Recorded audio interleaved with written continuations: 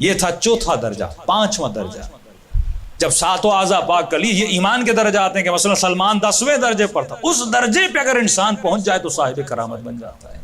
اب اعضاء کو بھی پاک کر لیا، آنکھوں سے بھی گناہ نہیں کر رہے ہو، کانوں سے بھی گناہ نہیں کر رہے، زبان سے بھی جھوٹ نہیں بول رہے، غیبت نہیں کر رہے، فساد نہیں کر رہے، شکم میں بھی حلال کا لقمہ ڈال رہے ہو، قدموں کو بھی حرام جگہوں پہ نہیں لے کر جا رہے، ہاتھوں سے بھی کسی پہ ظلم نہیں کر رہے، اعضاء پاک ہو گئے. اب پانچواں درجہ یہ نبی فرماتے ہیں کہ ہمارا چاہنے والا لا یعنی چیزوں سے خود کو بچاتا ہے. کن چیزوں سے؟ لا یعنی. جیسے آپ کہتے ہیں نا کہ اس کا معنی کیا ہے، جب معنی ہوتا ہے تو مطلب اس کے اندر کوئی مفہوم ہے. لا یعنی کوئی بھی معنی اور مفہوم نہ ہو. رسول خدا ایک جوان کو دفن کرنے کے لیے گئے، ماں بھی اس کے ساتھ تھی، یہاں تک کہ رسول اس کی قبر میں لیٹے، دفن کرنے کے بعد واپس آئے. چند اصحاب تھے رسول خدا تھے، تو اس جوان کی ماں نے کہا کہ میرا بیٹا تو جنتی بن گیا. نبی نے فرمایا تجھے کیسے پتا چلا جنتی ہے؟ کہ یا رسول اللہ آپ اس کی قبر میں لیٹے ہیں. فرمایا میں لیٹا ہوں، اللہ بخشے گا، لیکن یہ نہ کہا کرو کہ جنتی ہے. وہ علم صرف پروردگار عالم کو ہے. ماں چلی گئی، نبی نے ماں کے سامنے کچھ نہیں کہا، ماں چلی گئی. جب ماں چلی گئی تو رسول کی آنکھوں سے آنسو بہنے لگے.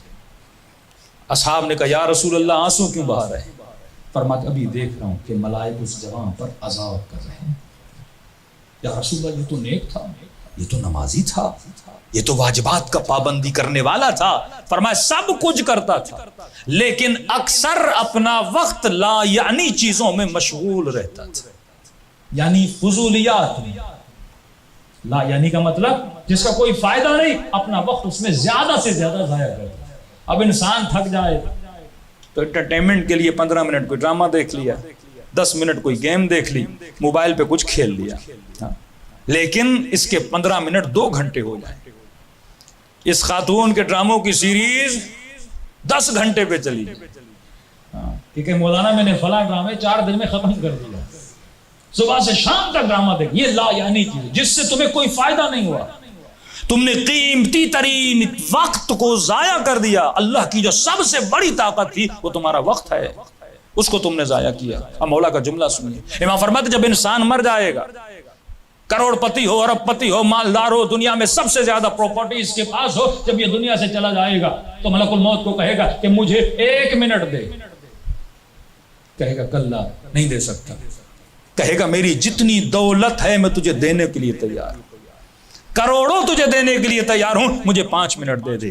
لیکن اسے 5 منٹ نہیں ملے. امام فرمایا اندازہ لگا تمہارے وقت کی قیمت کتنی ہے، جس کے لیے تو کروڑوں لٹانے کے لیے تیار ہے، لیکن تجھے اس وقت یہ 5 منٹ نہیں ملیں گے. اور تو دنیا میں اپنے وقت کو ایسے ضائع کرتا ہے جس کی تمہیں پرواہ نہیں ہے کہ جس وقت سے تجھے جنت بنانی تھی، لیکن تو لا یعنی چیزوں میں ضائع کرتا ہے، تو اس کا بھی تجھے عذاب دیا جائے گا. کیونکہ وقت والعصر، خدا اس وقت کی قسم کھا رہا ہے. جب قسم کھائی جاتی ہے اس کی اہمیت ہوتی ہے.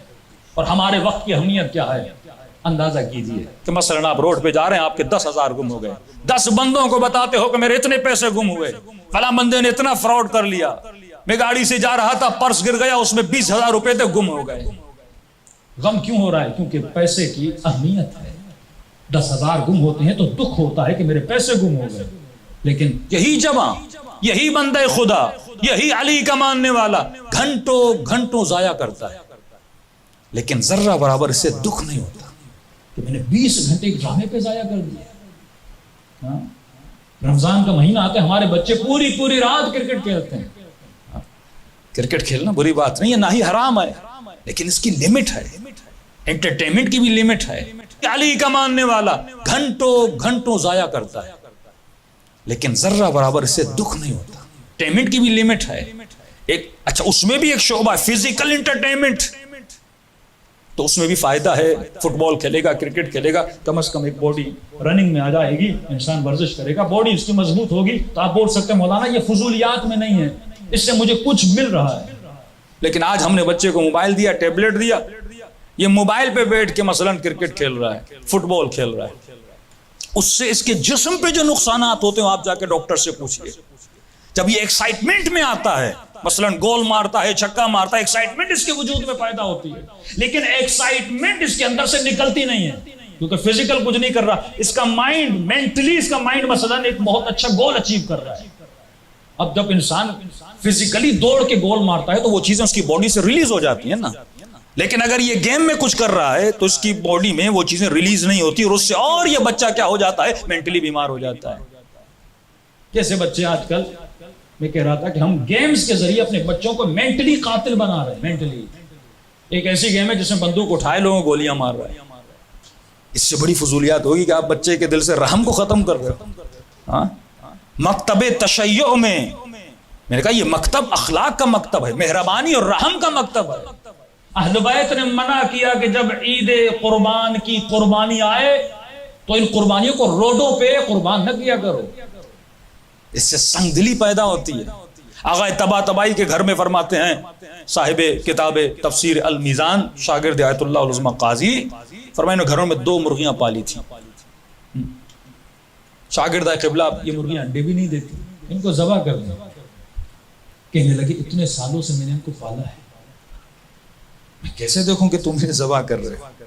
کہا میں پیسے دیتا ہوں باہر بیچ کے آ جاؤ، کوئی اور جا کے اس کو ذبح کرے، لیکن میرے کیونکہ اس سے قساوت پیدا ہوتی ہے.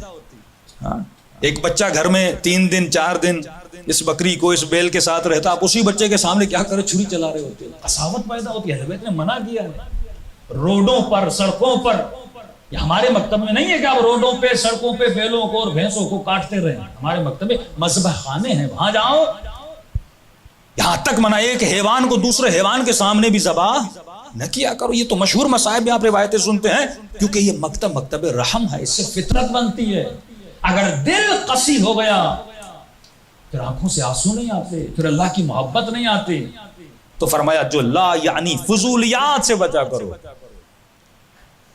اب یہ ایک طبی نسخہ ہے کہ انسان جب کوئی چیز، جسم کو اگر کسی چیز کی عادت ہو جائے، مثلا آپ کے جسم کو چائے کی عادت ہو جائے، نکوٹین کی عادت ہو جائے، کچھ کو نسوان کی، کچھ کو مختلف چیزوں کی لوگوں کو جسم میں عادت ہو جاتی، اب یہ چھوڑتا ہے تو یہ اس کا جسم کام نہیں کرتا. کہ مولانا اگر چائے نہ پیوں تو زندگی میں سکون ہی چلا جاتا، سر میں درد ہو جاتا ہے. اس کا تو ٹاپک الگ ہے، لیکن جو لوگ یہ چیزیں استعمال نہیں کرتے تو ان کے لیے فضولیات ہے. ایک وہ آدمی جو استعمال کر رہا ریگولر 20 سال سے، اب استعمال کر رہا ہے، اس کے جسم کی ضرورت بن چکی ہے، نہیں کرے گا تو ظاہر ہے یہ زندگی کے کام اور امرار معاش نہیں کر پائے گا. نجف کا بندہ ہے، کہتا ہے مسجد سہلہ میں نے 40 نماز شب بدھ 2 رکعت امام زمانہ پڑھی تاکہ مولا کی زیارت نصیب ہو جائے. اور اسی حالت میں بیٹھا ہوا تھا اور چائے پی رہا تھا، اور ایک سید بزرگوار آئے جو امام زمانہ کا وجود تھا.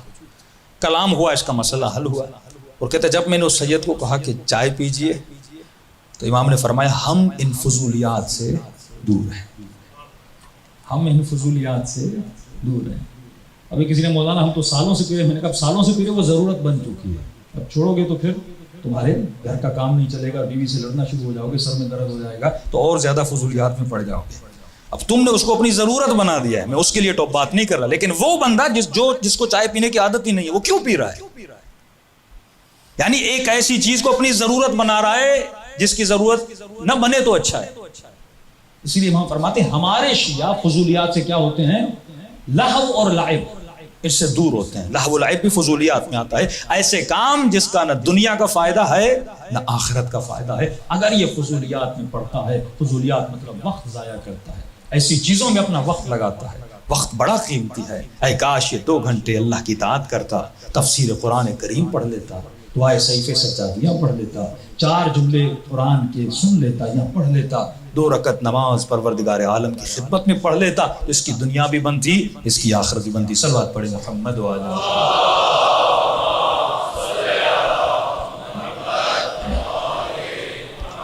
وعجل فرجہ.